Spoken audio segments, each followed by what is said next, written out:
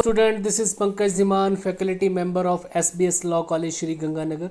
Now we are going to start our last topic of the Transfer Property Act, that is license.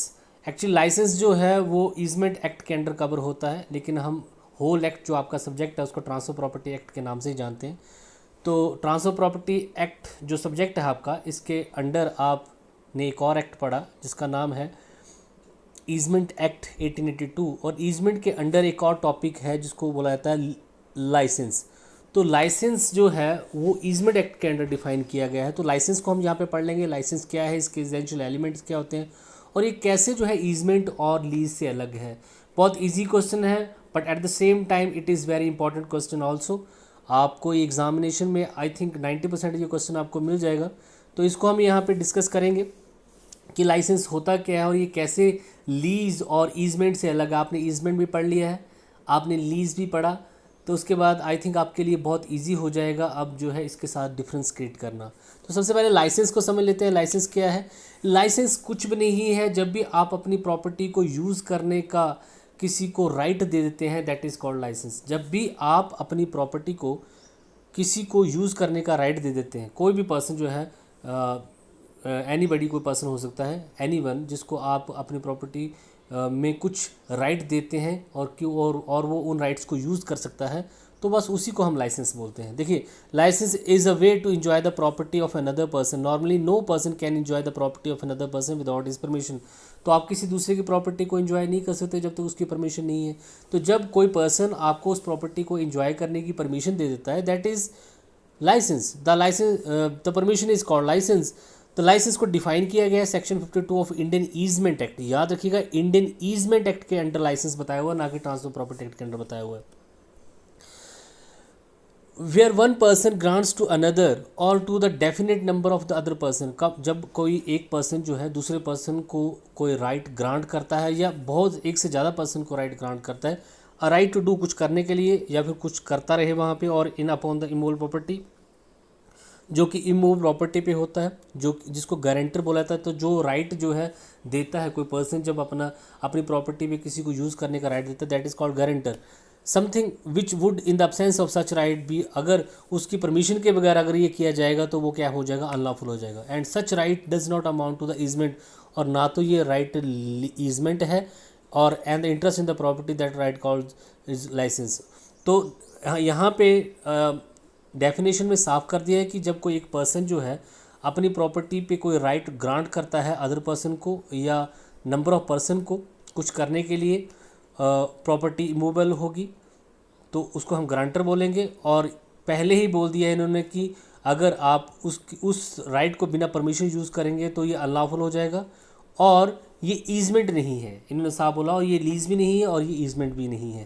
तो उन्होंने पहले बोल दिया है कि ये ईजमेंट नहीं है, सिर्फ और सिर्फ जो है, क्योंकि ईजमेंट में भी आप अपनी प्रॉपर्टी पे किसी सेकंड पर्सन को राइट देते हैं, लेकिन लाइसेंस में भी ऐसा होता है, लेकिन ये ईजमेंट नहीं है. आप वहाँ पे अपनी इच्छा से दे रहे हैं, वहाँ पे तो ये आपका राइट था, लेकिन आप यहाँ पे अपनी मर्जी से ये राइट दे रहे हैं. तो गारंटर, एज ए गारंटर, अगर मैं गारंटर हूँ तो मैं ये राइट जो है अपनी मर्जी से दे रहा हूँ, ये उसका राइट नहीं है.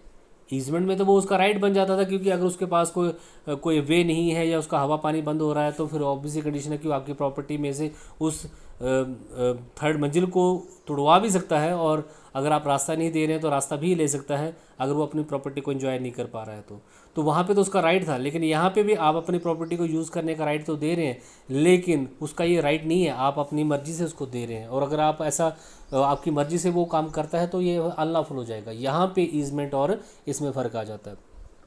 In this way, a permission is given by one person to another person to do such work at the land under the license and otherwise make that the work illegal.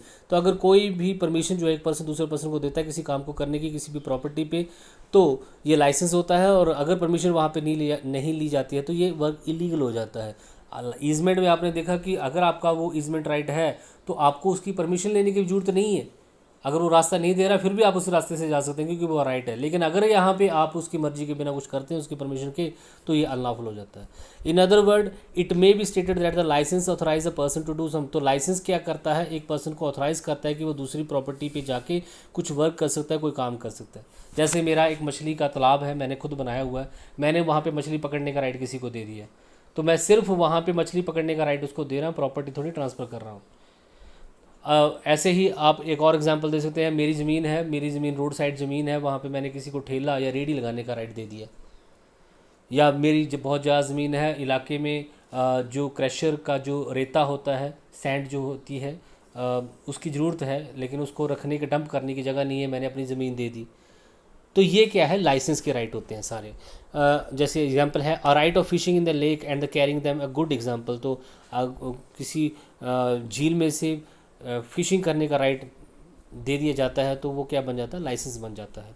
और अगर आप उसकी मर्जी के बगैर ऐसा करते हैं तो ये वर्क जो है इलीगल हो जाता है। अब झील में जाके मछली आप ऐसे पकड़ते हैं तो वो इलीगल काम हो जाएगा, लेकिन अगर आपके पास लाइसेंस होगा तो आप पढ़ सकते हैं। तो किसी प्रॉपर्टी पे कोई स्पेशल वर्क करने का राइट जब आपको मिलता है, परमिशन मिलती है, दैट इज़ लाइसेंस। तो ये एग्जांपल आपके पास केस लॉ भी है, धर्मचंद वर्सेस धर्मपाल AR 2017 जम्मू कश्मीर का केस है। The licence has been defined in manner, licence is a personal special privilege and not the interest of the property. तो प्रॉपर्टी पे आपका राइट नहीं है, कोई इंटरेस्ट नहीं है, ये सिर्फ आपको एक उस प्रॉपर्टी पे प्रिविलेजेस है, कोई आपको एक जो है वहाँ पे कोई चीज़ का राइट दिया गया है। It can not be subject matter of the will, ये ना ही विल है। लाइसेंस में भी ग्रांटेड बाय द, इसको आप रहने दीजिएगा। अब चलते हैं नेक्स्ट, अब देखते हैं कि इसेंशियल एलिमेंट्स क्या क्या है यहाँ पे। तो एलिमेंट देख लेते हैं। तो डेफिनेशन आपने देखी, मीनिंग आपने देखा, एग्जांपल भी आपने देख लिया। तो अब आपके लिए जो है एलिमेंट निकालना बहुत इजी हो जाएगा। In licence the right to do some act is provided, ownership is not transfer. तो लाइसेंस में सिर्फ आपको उस प्रॉपर्टी पे कुछ एक्ट करने का लाइसेंस परमिशन दी जाती है, प्रॉपर्टी ट्रांसफ़र नहीं होती है। अब इसी बात है, आप वहाँ पे प्रॉपर्टी को ट्रांसफ़र थोड़ी कर रहे हैं, लाइक सेल या फिर मॉर्टगेज या फिर लीज। आप तो सिर्फ उस प्रॉपर्टी पे किसी को कोई एक राइट दे रहे हैं कि उस प्रॉपर्टी को वो उस राइट के अंडर कुछ उसका यूज़ कर सकता है। Licence legalise the act, licence के थ्रू आप किसी प्रॉपर्टी पे कोई काम कर रहे हैं तो वो एक्ट लीगल हो जाता है, अदरवाइज़ वो एक्ट इलीगल हो जाता है। तो आप झील से मछलियाँ पकड़ रहे हैं, अगर आपके पास लाइसेंस है तो आप पकड़ सकते हैं, वो लीगल एक्ट है। लेकिन आप लाइसेंस के बगैर उसको पकड़ते हैं तो वो एक्ट क्या हो जाता है, इलीगल हो जाता है। Licence is a positive right, positive right का मतलब यहाँ पे होगी, लाइसेंस हमेशा आपको कुछ करने का राइट देता है। ठीक है जी, कुछ ना कुछ करने का राइट देता है। It means such act legal which are legal illegal in its absence. तो ये राइट क्या हो जाता है, legal, sorry, licence is a positive. तो राइट, ये पॉजिटिव राइट है, ये दूसरे पर्सन को दिया जाता है और इसमें आप कुछ करने के लिए उसको उस प्रॉपर्टी पे कुछ करने का राइट देते हैं, कुछ ना करने का राइट नहीं देते। नॉट टू प्रोहिबिट, कुछ रोकते नहीं है, कुछ करने का राइट देते हैं, इसलिए पॉजिटिव है। कुछ रोकने के लिए देते हैं तो ये प्रोहिबिट नेगेटिव राइट होता। लेकिन यहाँ पे आपको उस प्रॉपर्टी पे उस पर्सन को कुछ करने का राइट, जो लाइसेंस होल्डर को कोई राइट देते हैं वहाँ पे। Licence is neither transferable not, तो लाइसेंस का जो राइट होता है ना तो ये ट्रांसफरेबल, आप किसी सेकंड पर्सन को लाइसेंस आपको मिला और आप सोचेंगे कि ये लाइसेंस मैं आपको देता हूँ, आप मछलियाँ पकड़ लेना, ऐसा नहीं होता। ना तो ये ट्रांसफरेबल है और ना ही हेरिटेबल है कि लाइसेंस मुझे मिला है, मैं ख़त्म हो गया तो मेरे बच्चों को मिल गया। नहीं, लाइसेंस ना तो हेरिटेबल है और ना ही ये ट्रांसफरेबल है, ये रखना आपको। लेकिन लीज जो है और ईजमेंट जो है ये दोनों ही ट्रांसफरेबल भी होते हैं, हेरिटेबल भी होते हैं। यहाँ पे डिफरेंस भी क्रिएट हो जाता है। Licence can be terminated at any time, तो लाइसेंस कभी भी टर्मिनेट किया जा सकता है, कभी भी टर्मिनेट किया जा सकता है। जब आप कोई कंडीशन ब्रीच करते हैं तो उसी टाइम पे लाइसेंस जो है क्रिएट किया। लेकिन लाइसेंस का रिन्यूअल भी आप जो है कर सकते हैं, अगर कॉन्ट्रैक्ट में लिखा हुआ है कि साल के बाद रिन्यूअल होगा तो रिन्यू भी कर सकते हैं।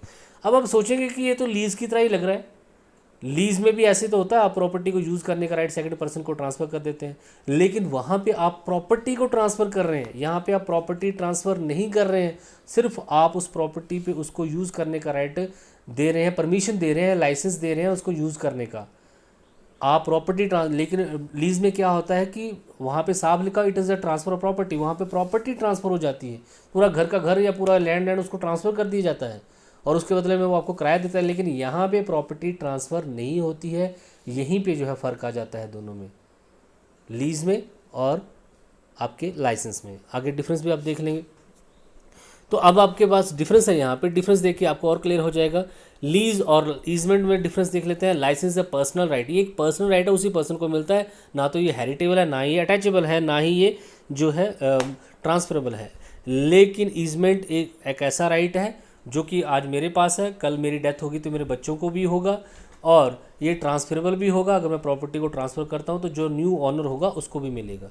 तो एक पर्सनल राइट है, वो पर्सनल राइट नहीं है, वो सभी को है। Licence is provided only by permission, तो लाइसेंस हमेशा परमिशन से मिलता है, ईजमेंट में परमिशन की जरूरत नहीं होती है। कंसेंट होती है, अगर नहीं भी देंगे कई बार तो आपका नेसेसिटी का राइट है, ईजमेंट ऑफ नेसेसिटी है, तो वहाँ पे तो आपके पास कोई और ऑप्शन नहीं है, तो आप उस रास्ते को यूज़ करेंगे चाहे वो परमिशन दे ना दे। अगर नहीं देता, अगर आपको फिर भी रोकता है तो आप कोर्ट में जाके वो ले सकते हैं। लाइसेंस इज़ नॉट ट्रांसफरेबल, ये तो आपको पता है, लाइसेंस ट्रांसफरेबल नहीं होता है, ना ही हेरिटेबल होता है, लेकिन लीज हेरिटेबल भी होती है, ट्रांसफरेबल भी होती है। No benefit is created by the licence where the easement created benefit dominate. Easement licence में कोई बेनिफिट क्रिएट नहीं होता है प्रॉपर्टी पे, लेकिन ईजमेंट में डोमिनेट ऑनर को वहाँ पे बेनिफिट क्रिएट होता है। Licence is a positive right, तो लाइसेंस हमेशा पॉजिटिव राइट होता है। ईजमेंट पॉजिटिव भी हो सकती है, नेगेटिव भी हो सकती है। ईजमेंट में कुछ करने के लिए बोला जा सकता है कि मुझे रास्ता दो, और वहाँ पे कुछ नहीं करने के लिए बोला जा सकता है, जैसे ये तीसरी मंजिल जो है तोड़ दो क्योंकि इससे जो है सेकंड पर्सन का जो है हवा पानी बंद हो रहा है। तो नेगेटिव भी हो सकती है, पॉजिटिव भी हो सकती है। अब देख लेते हैं लीज़ और लाइसेंस में फ़र्क। तो यहाँ पे 105 में लीज़ डिफाइन है, ये आपको पता ही है। तो in lease whole benefit is provided to a lease, lease के अंडर प्रॉपर्टी ही ट्रांसफर हो जाती है तो उससे रिलेटेड सारे बेनिफिट, लेकिन लाइसेंस में ऐसा नहीं होता है, कोई एक राइट दिया जाता है। The benefit of lease can be transfer to a third person, तो लीज जो है थर्ड पर्सन को भी ट्रांसफर की जा सकती है, लेकिन लाइसेंस जो किसी को ट्रांसफर नहीं किया जा सकता है। Lease can B acquired in the hereditary, lease hereditary भी होती है, मतलब कि वंश में अगर मैं ख़त्म हो गया तो ये वंश को आगे भी बढ़ जाएगी, लेकिन जो है लाइसेंस में ऐसा नहीं होता, वो हेरिडेटरी नहीं होता। तो लीज जो है हेरिडेटरी भी होती है, ट्रांसफरेबल भी होती है, अटैचेबल भी होती है, लेकिन ये तीनों चीज़ें लाइसेंस में नहीं होती हैं। Lease is not able to be cancel, lease को एक और कैंसिल नहीं किया जा सकता। मतलब आपको एक जो टाइम के लिए लीज बन गई है वो जैसे 1 साल के लिए, 2 साल के लिए, 99 ईयर की, 50 साल की, लेकिन लाइसेंस जो है कभी भी जो है कैंसिल किया जा सकता है। Lease can file a suit against the trespasser on his name, तो लीज अगर लीज की प्रॉपर्टी में अगर कोई ट्रेसपास करने घुसने की कोशिश करता है तो लीज होल्डर केस फाइल कर सकता है। लाइसेंस होल्डर ऐसा नहीं कर सकता क्योंकि वहाँ पे कोई राइट ट्रांसफर नहीं हुआ प्रॉपर्टी से रिलेटेड, सिर्फ एक परमिशन दी गई वो काम करने की। Lease must be registered, lease हमेशा रजिस्टर्ड होनी चाहिए, लाइसेंस रजिस्टर करवाने की जरूरत जो है नहीं होती है। आगे आपके पास revocation of lease licence, licence को कैसे ख़त्म किया जा सकता है, तो बहुत इजी है। तो on the end of the interest of the guarantor, जो गारंटर कौन है, जो लीज लाइसेंस देता है वो गारंटर है। तो अब मान लीजिए उस प्रॉपर्टी में गारंटर का ही कोई राइट नहीं रहा, जिस पे वो लाइसेंस दे रहा था वो प्रॉपर्टी उसकी ही नहीं रही, तो ऑटोमेटिकली लाइसेंस भी खत्म हो जाएगा। Waiver by the licence holder, licence holder जो है जिसको लाइसेंस मिला हुआ है वो अपने राइट को वीव कर दे, वीव का मतलब छोड़ देना, अपने आप ही छोड़ देना, तब भी लाइसेंस खत्म हो गया।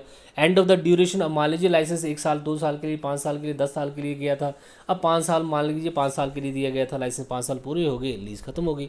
On the destruction of subject matter, जिस सब्जेक्ट मैटर पे आपको लाइसेंस दिया गया था वो सब्जेक्ट मैटर खत्म हो गया। आपको तालाब में मछलियाँ जो है निकालने के लिए दिया गया था, लेकिन अनफॉर्चुनेटली वहाँ पे अब मछलियाँ तैयार ही नहीं होती, वो पानी कुछ ऐसा हो गया कि अब पिछले 5-6 सालों से वहाँ पे मछलियाँ जो है वो ब्रीड ही नहीं कर पा रही हैं, तो सब्जेक्ट मैटर ही खत्म हो गया, तो लाइसेंस भी खत्म हो गया।